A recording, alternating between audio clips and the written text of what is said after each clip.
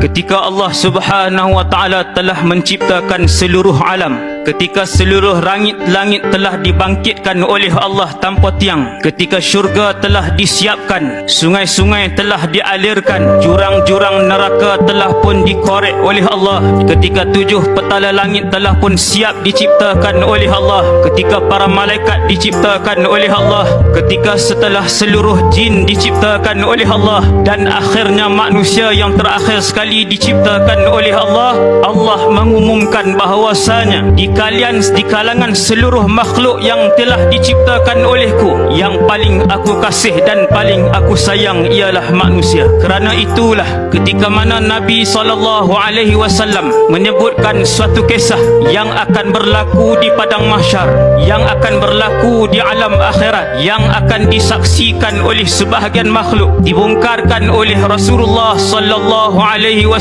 akan kejadian dan keadaan itu, iaitulah kata Nabi, inni la'alamu akhira ahlin nari khurujan. Tidakkah kalian tahu, sesungguhnya aku mengetahui satu perkara, kata Rasulullah, iaitulah aku tahu lelaki terakhir yang keluar daripada neraka, wa akhira ahlil jannati dukhulanil jannah, dan dia adalah lelaki terakhir yang masuk ke dalam syurga. Kemudian pintu syurga akan terus tidak mengalu-ngalukan sesiapa pun selepas lelaki itu. Kisah ini membayangkan kasih Allah kepada manusia. Kisah ini akan menyedar dan mengajarkan kita, memberi pengajaran kepada kita, saya dan semua yang berada di dalam masjid ini, yang kita semua adalah manusia. Sesungguhnya Allah Subhanahu wa taala sangat mengasihi dan menyayangi manusia.